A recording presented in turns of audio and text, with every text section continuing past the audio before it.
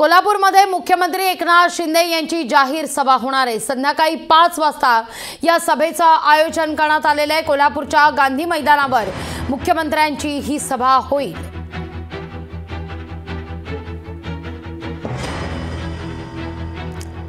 याच विषयी अधिक माहिती घेण्याकरता थेट जाऊया आपले प्रतिनिधी भूषण शिंदे यांच्याकडे। भूषण, आपण पाहतोय की आता या सगळ्या सभा परिसरामध्ये शिवसेनेकडून किंवा उद्धव बाळासाहेब ठाकरे यांच्या पक्षाकडून आता बॅनरबाजी करण्यात येते, पोस्टर झळकले जात आहेत या सगळ्या सभास्थळी।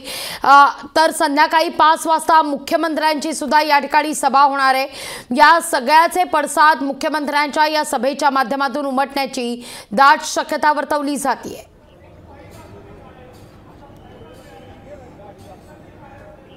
नक्कीच लागवी, आता आपण त्याच ठिकाणी आहोत जिथे हे शिवसेनेचं महाअधिवेशन भरलेलं आहे आणि एकंदर संपूर्ण कार्यकर्त्यांची लगबग आता इथे आपल्याला पाहायला मिळत आहे। कार्यकर्ते मोठ्या संख्येने आता संपूर्ण महाअधिवेशन ठिकाणी आता दाखल होत आहेत। अनेक कार्यकर्ते, महिला कार्यकर्ते आणि अनेक पदाधिकारी संपूर्ण शिवसेनेचे इथे येत आहेत आणि एकंदर आज मुख्यमंत्री एकनाथ शिंदे नेमकं कोणतं मार्गदर्शन करणार, कोणत्या संदेश देणार हे देखील पाहणं महत्त्वाचं असणार आहे। सर्व ते ऐकण्यासाठी कार्यकर्ते उत्सुक असे आपल्याला पाहायला मिळत आहेत। आज मोठी गर्दी ते पाहायला मिळत आहे। संपूर्ण हा परिसर सध्या पोलीस बंदोबस्ताने तैनात करण्यात आलेला आणि संपूर्ण हा पोलीस बंदोबस्तामध्ये तैनात असलेला संपूर्ण परिसर आणि एकंदर या संपूर्ण मैदानाच्या अगदीच 4 ते 5 किलोमीटर लांब गांधी मैदान आहे। त्या गांधी मैदाना ठिकाणी मुख्यमंत्री एकनाथ शिंदे यांची सभा होणार। त्या सभेने या संपूर्ण अधिवेशनाची सांगता होणार आहे आणि संपूर्ण या सभेमध्ये मुख्यमंत्री एकनाथ शिंदे नेमकी कोणती भाषण करतात, कोणती टीका टिप्पणी करतात आणि कोणत्या प्रकारे संपूर्ण कार्यकर्त्यांना मार्गदर्शन करतात। कारण सध्या तरी आगामी लोकसभा या येऊ घातलेल्या आहे, त्या निवडणुकीच्या दृष्टिकोनातून हे अधिवेशन हे अत्यंत महत्त्वाचं असं अधिवेशन मानलं जात आहे।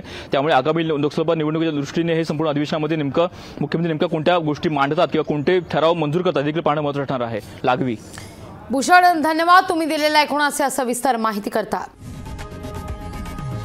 लोकशाही मराठी ऐका, पहा, जागरूक रहा।